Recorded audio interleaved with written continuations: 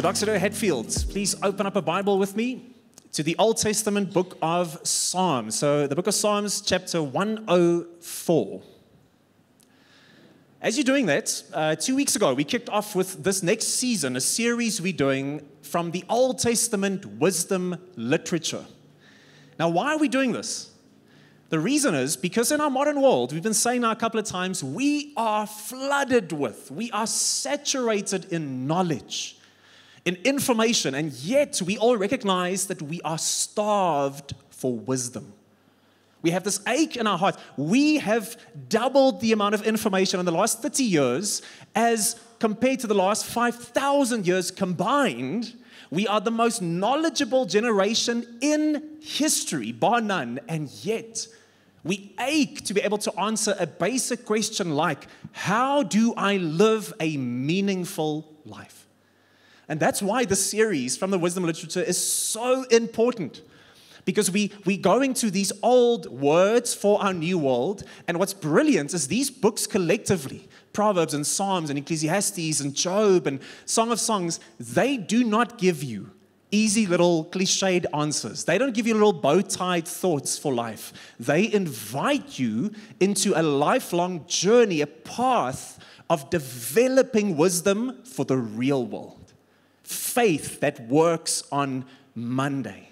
And we're saying, God, that's what we want. In a knowledge-saturated world, what we want is wisdom. So, Scottie Scheffler, he is the #1 golfer in the world. He's in fact held this position now for about 150 weeks. And so, you can just imagine, if you're a bit of a golfing person yourself, you know the kind of prestige, the kind of monetary gain, the level of affluence, of influence that comes with being, what millions of weekend warriors every week dream of. This guy is at the top of that pile. After a big win, they ask him about purpose in life, meaning in this game, and listen to how he shocks the world. The most successful person in his field says what no one thought he would say. And I quote, "This is not a fulfilling life."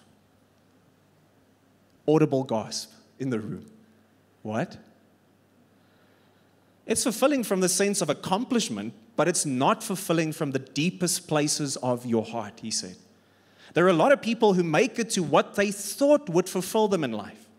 And then you get there. Suddenly you're #1 in the world. And you're like, what's the point? Showing up at the Masters every year, I ask myself, why do I want to win this golf tournament so badly? I don't know. Because if I win, it's going to be awesome for about 2 minutes. And then we get to the next week and it's like, here we go again. People are shook. Because here's someone who is at the top of the mountain. The place all the others in his field are trying to get to, he has occupied. And suddenly he emphasizes a tension that I think our culture is giving to us when it comes to work and vocation. One of two extremes. This is what our culture teaches. This is what Gauteng teaches us. That either my work has no worth or my work is my worth.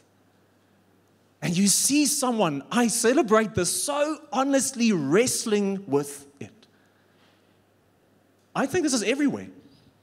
Globally, just a while ago, they did a survey of more than 25 million people. If you're a statistician, that is a proper study. And 87%, that's almost 9 out of every 10 people surveyed, said they feel a deep disengagement with their work on a Monday. When I think about my vocation, when I think about my work, I feel deeply disengaged. And similarly, this is an indictment on us. There was a survey done in South Africa with Christians, people who say they are followers of Jesus, asking about their work, and listen to what some of them said. Maybe you resonate with some of these statements. One person said, I usually don't feel God's presence when I'm working. Another said, I struggle to express why Jesus is the center of my work. Another said, in my work decisions and interactions with people, God is rarely top of mind. we sit with this struggle of either the option is that my work has no worth or my work is my worth. And even as Christians, and that's why I think Ken Costa in his book, God at Work, he put such a provocative thought out there. He says the following: if the Christian faith is not relevant in the workplace, it's not relevant at all. How's that for a provocative statement? And you know what? That's biblical. Why? Because that was the story of the church from the beginning.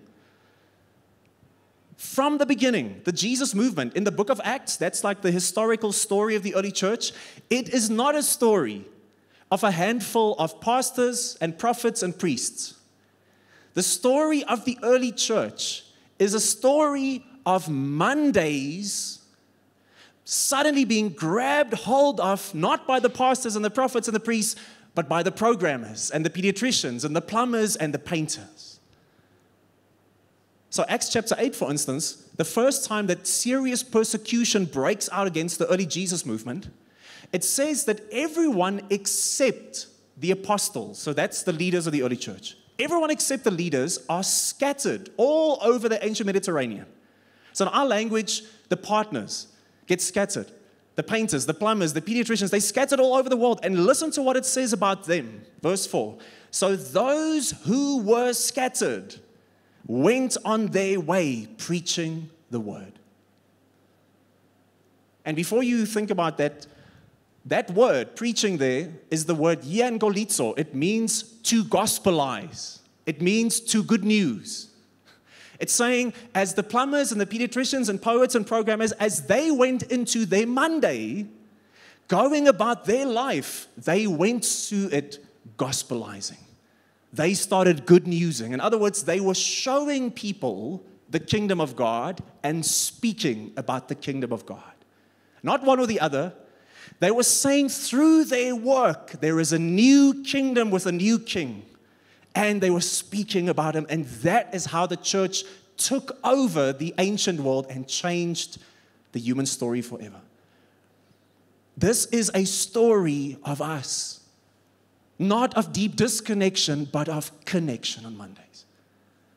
And this is what we are invited to see our world. You know, in the Doxeter family, this is what we want our partners, all of us together. This is what we want to get. People come to Doxeter and they ask, so, where are all the programs? And we say, what? You are the program. Monday is the mission field. You are a priest. You are a minister of education, of the business world, of the arts, of the sports world. This is where the kingdom is going to be built. And so the question is, if the world gives us these false options, what is the path of wisdom for our new world? And maybe just two caveats to get us into it. The first is, remember what we said as to how to read the wisdom literature. You can't just read any of them separately. You can't only read Proverbs or only read Ecclesiastes.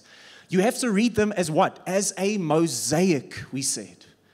As each of them represents a tile, a texture that it brings into a conversation that together. So Proverbs speaks in these practical patterns of how life should work. But then Ecclesiastes and Job brings us the humility to realize that life does not always work out that way. Psalms grounds us in this way of living so that we worship in every single season and place of life. And then Song of Songs has the celebration of embodied sexuality in God's design. And it's not one or the other. Each has its texture and color as a tile, but together we see this mosaic of wisdom as you engage. And secondly, I want to say it's true that not all of us are going to be paid at the moment for what we do. But every single one of us has a job. Every single one of us. You're a brother, you're a father. You're a friend to someone. You volunteer in an organization. You are a business owner. You're an employee. You are a full-time mom. You are the organizer of the WhatsApp group of your ward. And if you're that person, bless you, because that's a very difficult job. But every single one of us has a job. We have a vocation. We have a calling. The question is, what does wisdom look like in that? So So first up, our first tile, first texture and color comes from the book of Psalms. And what we get here is that wisdom in work will lead to work that worships. Psalms teaches us that work, when it's truly done in wisdom, will become worship. So read with me Psalm 104 and listen to all the working verbs that it speaks of when it speaks about God. It says, my soul, bless the Lord. Lord, my God, you are great. You are clothed with majesty and splendor. He, God, established, verse 5, the earth on its foundations. It will never be shaken. You covered it with the deep as if it were a garment. The water stood above the mountains. Verse 8 says, the mountains rose and the valleys sank to the place you established for them. And it goes on with this language, God at work. And now listen to this transition, verse 23. Similarly, man goes out to his work and his labor until evening. How countless are your works, Lord? In wisdom you've made them all. The earth is full of your creatures. Verse 31, may the glory of the Lord endure forever. May the Lord rejoice in his works. And so he ends by saying, verse 32, I will sing to the Lord all my life. I will sing praise to my God while I live. Now, this is just an example from one psalm that you're going to find all over the Psalms and the wisdom literature of what? Of this back and forth dance between two ideas, complementary ideas. And what are the two ideas? That God is a worker. In fact, here it says that God so rejoices in his work of, for instance, creation. God loves to, metaphorically roll up his sleeves and get his hands dirty in work. And then it goes on to say, as it does in Genesis, that because we are made in the image and the likeness of God, as it celebrates the nature and the work of God, it celebrates, therefore, it's mirroring the nature and the work of humanity. If God is a joyous worker who loves to use the natural world's elements to establish, we are made in his image to use the raw materials of sound and justice and law and business and commerce to establish with him. In fact, we can go even further in Genesis 2 when it says that God places Adam in this kind of Edenic garden to work it, it says. This is before there's any mention of sin or anything like that. That word used there for work is the Hebrew word avad, which literally is a synonym word for the word work and the word worship. So if you ask, okay, but when Adam was working in the presence of God in the garden, was he working or worshiping? And the answer is yes. Are we made to mirror our God in work on a Monday or worship on a Monday? And the answer is yes. This is how we have been made. Not work as toil, not work as punishment, but work as worship. And this is so important. Why? Because we have been taught, sometimes by the culture outside of the church, and unfortunately sometimes in the church, we have been taught a very unfortunate thing. And that is that there is a massive divide between the sacred and the secular. Secular just means without God. So there are sacred people, sacred callings, sacred vocations, and then there's secular stuff that we're doing. So, of course, on a Monday, you have the pastors and the prophets and the priests. They all do sacred work. But then you have the plumbers and the poets and the pediatricians. They all do secular work. Now, luckily for the plumber, after doing secular work from Monday to Saturday, finally on Sunday, he can now come and enjoy a sacred moment with the rest of the people of God. The issue with that is literally antithetical to the worldview of the Bible. That could be Platonism. That's Plato. That's, the divide. But that's not the Bible. That's not God. That's not kingdom culture.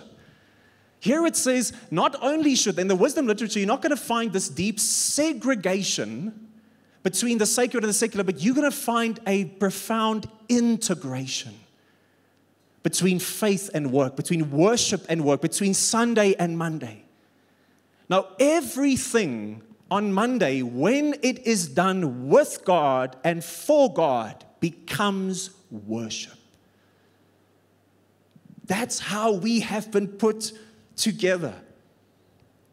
So I told this story just a couple of weeks ago about a friend of ours in Bloem, and her boyfriend at that stage, he was still very young in his faith, but this one day he's telling me at church about, he is in the construction world, they do roads, and he said, Joe, there's no place for God there. That's a hard place, the way you have to speak and work.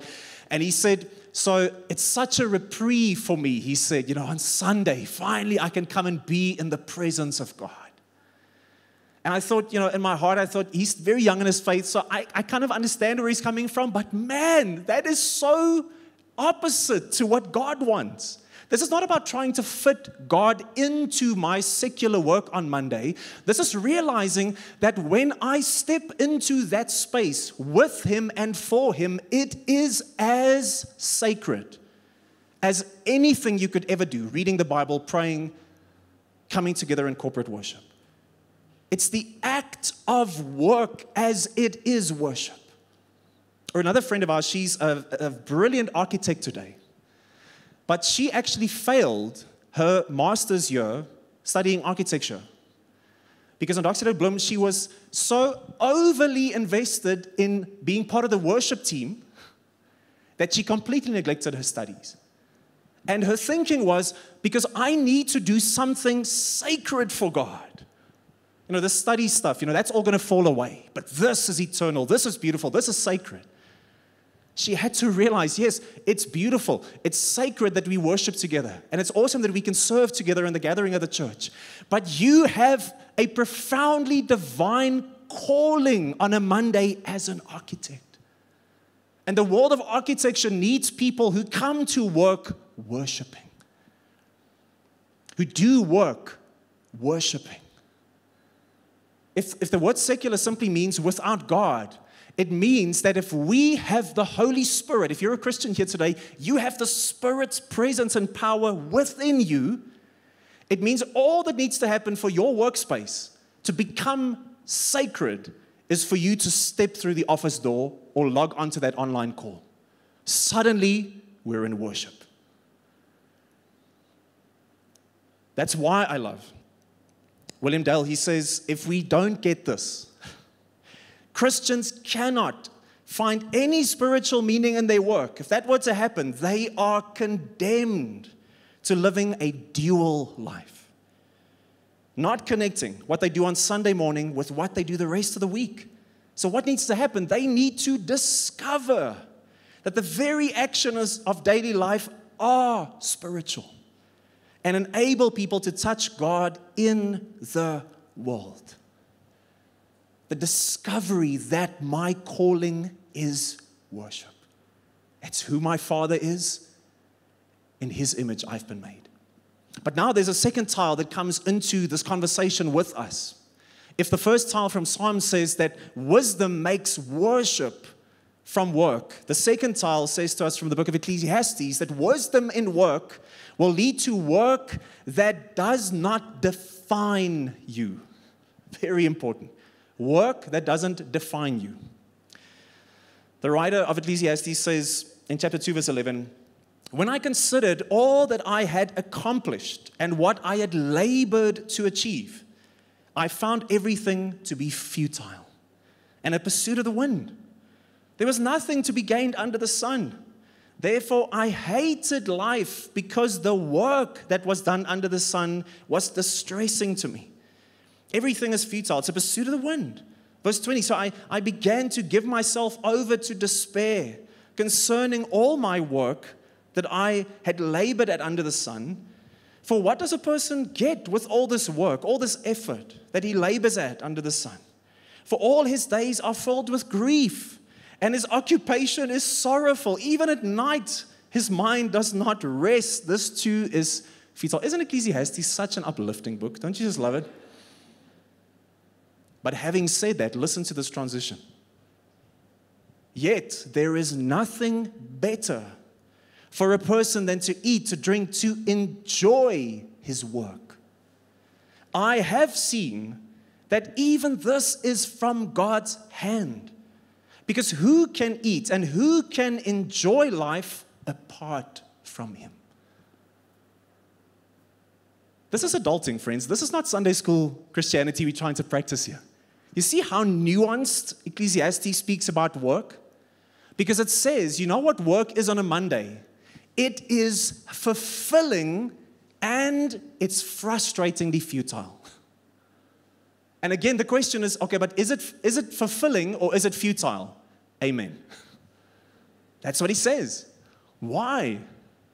Because the writer to Ecclesiastes is saying that because we live in a fallen world, a sin-smeared world, a broken world affected by our sin, as long as we are on this side of the new creation, of God coming to finally wrap up this new creation that He kicked off in the person of Jesus, and to finally merge heaven and earth fully. Until that happens, as long as we live in that fallen world, Mondays will have this beautiful expectation of God at work within me and through me, and it's beautiful, and it will be incredibly frustrating at times. And he says, which of the two is it? Amen, brother. Now, what does that mean for us? Let's get back to our two extremes that we mentioned at the beginning. It means that the only two options given to us by culture is either that my work has no worth, or I get to the place where I answer it by saying, no, you know what? My work is my worth. I'll give you one guess, which is Gauteng's favorite version of those two. Of course, you meet any two men in Gauteng meet each other at some event. Right on the heels of what your name is, so what do you do for a living? Because that's who you are. You're not a human being, you're a human doing. I know who you are because of what you do. Your work becomes the source of identity. The culture's narratives puts you at the center of the universe, you at the center of work, and says through your parenting, through your work, through your volunteering, through what you do, that becomes the source of capital S, success, significance, status, identity, purpose. But the issue is, like sexuality and money, work was never meant to be anything more than good. It cannot be God. It's not made for it. If I try and utilize my work for God on a Monday as my identity, it's an incredibly brutal taskmaster to work for. Genesis 11 says that the humans construct this tower. And what do they say? And I quote, "Let us make a great name for ourselves." When work is done, that's what the Ecclesiastes writer is saying here, that the great dividing line between the two is what? Motivation. When work is done for self, when work is done for identity, it becomes futile and frustrating. But when life, he says, is received as a gift from God, then even Monday can become a place of deep satisfaction. Yes, it's character growth. Yes, it's frustrating at times. Yes, it's never perfect, but it becomes a place where I see the excellence of God, where I express who God is, where I develop myself. There's beauty in it. But it's no longer about making my name great. I'm not working for identity. I'm working from identity. So Ken Costa again, he says, the truth is that work now exists in a tension between fulfillment and futility. Is work fulfilling or futile? Amen. On the one hand, we know the presence of God at work, creating, innovating, filling us with energy. We see the signs of activity in the many ways in which we flourish at work and feel good about our achievements. On the other hand, we know the futility of work, the lack of direction, the struggle to get things done, the frustration of difficult colleagues, stressful situations, plans not working out as we had hoped. And that's why, from the get-go, the emphasis in the church is that we have the Holy Spirit within us. That means that Monday is not a time for me to switch off the Spirit, that on Sunday, He was doing miracles and we were praying over people, people falling over and the Spirit was at work. Monday is where the Spirit must work in and through us.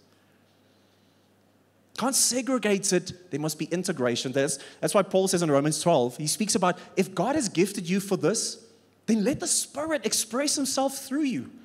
If God has given you, he says, the ability to prophesy, then speak out with as much faith as God has given you. If your gift is serving others, then serve them well. If you're a teacher, then teach well. If your gift is to encourage others, be encouraging. If it's giving, give generously. If God has given you leadership ability, then take that responsibility seriously. And if you have a gift for showing kindness to others, do it gladly. I had a conversation with a partner from one of the other Docs City campuses a while ago. He is a brilliant chartered accountant. And he runs the budgets for this massive organization. And he says, every year when I have to take upon myself the responsibility of setting out our monetary vision for the next year, he says it's a week of me in constant prayer and work. Prayer and work. That blank spreadsheet looking at me, that is a prayerful thing that I do because it's the Holy Spirit's creativity. It's the Holy Spirit's vision. It's the Holy Spirit's energy that I work with. I'm a chartered accountant with the Spirit at work within and through me. So I love the Old Testament, Exodus 31. You have these two characters, Bezalel and Oholiab, and it says that they were filled with the Holy Spirit. You think, oh man, they're going to probably, go to the temple and they're going to do miracles and call fire down. You know what it says about them? They were expert craftsmen. Filled with the Spirit, expert craftsmen. Now, when work is identity, it's impossible, it's frustrating, it's futile. But when I work from identity in the Spirit's power, Mondays can become, with its frustrations, with its shortcomings, it becomes a place where I partner with God. And then lastly, our final tile says to us that wisdom not only makes work worshipful and leads us away from it becoming our identity, but Proverbs says to us that wisdom leads to work that reveals God. That reveals God. Now, the nature of Proverbs is we don't just read one. You kind of had to read them all in a bunch of them together. So I'll give you just a feeling as to what Proverbs says about work. For instance, 22:29 says, do you see a person skilled in his work? He will stand in the presence of kings. He will not stand in the presence of the unknown. Or 14:23 says, there is profit in all hard work, but endless talk only leads to poverty. 16:8 says, better a little with righteousness than great income with injustice. 16:3 says, commit your activities to the Lord and your plans will be established. Or Psalm 16:11 says, the Lord demands accurate scales and balances. He sets the standard for fairness. This is their marketplace example. I love how the message paraphrases this. It says, my God cares about honesty in the workplace. Your business is His business. Proverbs 11:1, the Lord detests the use of dishonest scales, but He delights in accurate weights. Again, the paraphrase, God hates cheating in the marketplace. He loves it when business is above board. Do you get the idea here? That it's saying, guess what, guys? Monday, in my parenting, in my work, in my volunteering, has the potential to show the world the character of God. To make the world feel the texture of the coming kingdom. I love it when Jesus says, I have to work on the Sabbath because my Father is working. His business is my business. And so I work in a way that reflects my Father. Guys, we have the opportunity as the plumbers and the poets and the pediatricians and the programmers to work in such a way that our excellence and integrity and the way we treat colleagues and the way we go about projects speak about the Father that is always working. Imagine a South Africa filled with Christians who take their Mondays so seriously because it is the primary place of displaying the glory of God. Oh, on a Monday, oh, we're going to make his name great. We are missing 99% of the canvas of the glory of God. It's Mondays. We often view our vocations just, it's a paycheck, it's colleagues to be frustrated at. Imagine that you said, this becomes my ministry field. And what does that lead to? Martin Luther, he once read Psalm 147, and it says, for God strengthens the bars of the gates. He blesses your children within you. He makes peace in your borders. He fills you with the finest of wheat. And Luther was like, okay, but what does that mean? That's so abstract. How does God do that? At night, he just sprinkles, wheat dust over the people. Or how does this work? And he realized what? How does he strengthen the bars of the city? Through city planners and architects and politicians that pass good laws to protect the city. How does he bless the children in our midst? Through the work of teachers and pediatricians who do excellent work. How does he make peace in our borders? By means of good lawyers, an effective police force. How does he fill us with the finest of wheat? Through farmers and factory workers and restaurant owners. God is at work. His business is my business. And I realized this is not about me at the sense, it's about him. I was listening to this podcast where they were speaking about a man who ended up in rehab, and he is this brilliant surgeon in Texas. But his whole life had fallen apart. He didn't want to be at home anymore because he felt like such a failure there. But at work, he says, listen, you don't understand. They phone me at least once a day, and they say, if you don't come, it's a mess. Someone will die. And he says, there's a parking spot for me there. I walk in, they put the gloves on my hands. It's not just a God complex. I feel like God when I'm there. What had happened? Work is who I am. And God says, no, I want to come and restore the fact that you have healing hands because I have healing hands. I'm working within you, through you, to bring to the city every bit of my character. Shay and I, she was here in the first service, my wife. Many years ago, we did CrossFit for a while. And the couple that was running this joint, he was so inspiring. People would lie there after the workouts in a puddle of sweat, and he would speak about Jesus, and he would speak about the church, and he would share the gospel, and, he would post pictures, it's the weights above his hands in this competition, and then just a couple of hours later, hands in the air in church, and you just think, this guy gets it, man. This is a Christian at work now. And then eventually, long story short, they invite us to join them in business. And thank the Holy Spirit for, in the end, saying, you know what, actually, at 99, we're not going to do this anymore. But years later, all the stories emerge.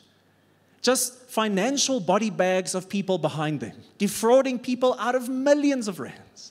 Going from city and province to city and province, trying to get away from these people, doing a new thing, getting new people into it, ruining their lives. Oh, it was like hands in the air on a Sunday, but hands into the pockets of people's lives on a Monday.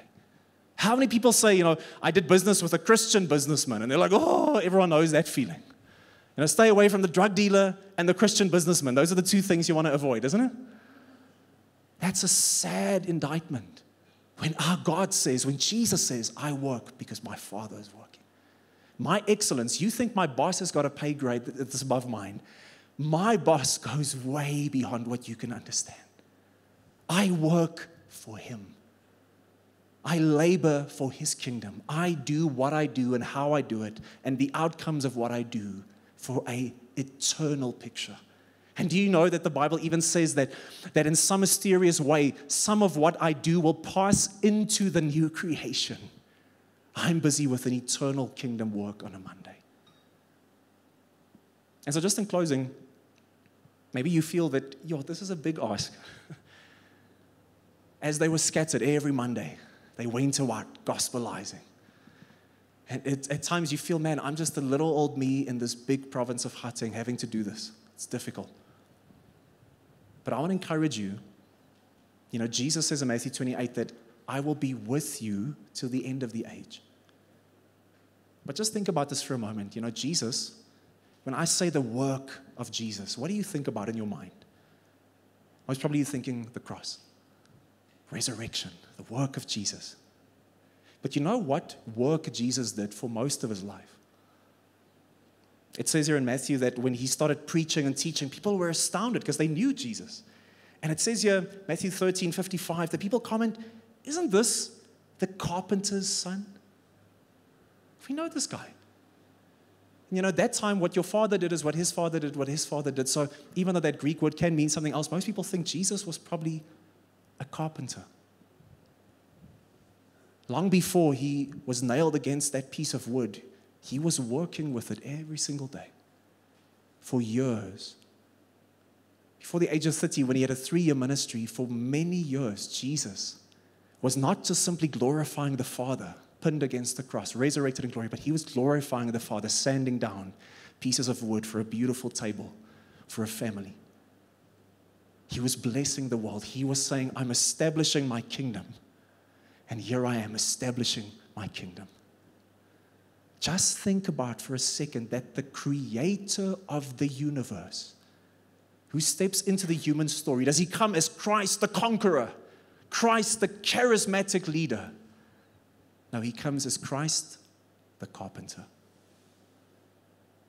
And he's the one who says, I am with you till the very end of the age. On Monday, when you step into parenting, when you step into work, when you step onto that online meeting, he says, when you step into your studies, into your class, that's the God who says, I am with you. And I'm inviting you to a wisdom and work that makes it worship, that doesn't become your identity, and that displays who I am in every facet of it. Amen? Let's pray. Jesus, thank you that you are with us as Christ the carpenter. Thank you, Jesus, that you know every bit of frustration that we go through, but that you have called us. You have a calling upon each of our lives. And I pray that as a church, God, we would rise up to a worshipful Monday with you. Thank you for what you are doing, Father. May your business be my business. In Jesus' name.